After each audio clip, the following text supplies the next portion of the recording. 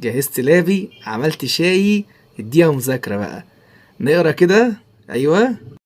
4 فاير معروفة، يعني فاير معروفة دي.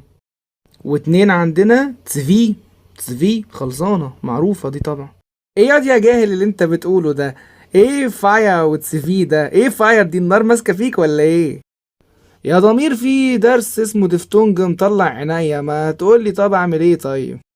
ماشي يا سيدي، اوامرك اوامر. بص معايا.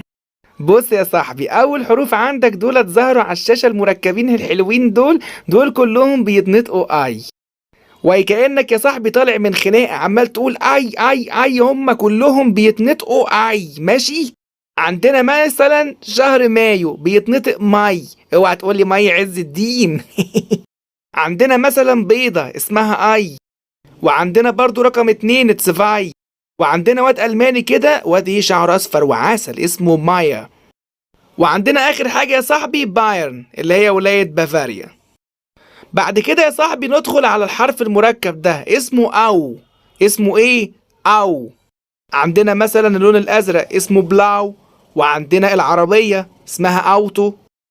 بعد كده يا صاحبي اللي جايين دول كلهم اسمهم أوي. اسمهم ايه؟ أوي، ركز معايا. عندنا يا صاحبي مثلا كلمة أوروبا اسمها أويغوبا. أويغوبا. وعندنا كلمة منازل أو بيوت، هويزا. هويزا. وعندنا سخان المية اسمه بويلا. بويلا. وآخر صوت مركب عندنا يا صاحبي اسمه إي. إي. أنا بسميه صوت اللوزر ده، عارف لما حد يخسر فيقول له إي؟ تمام، هو ده.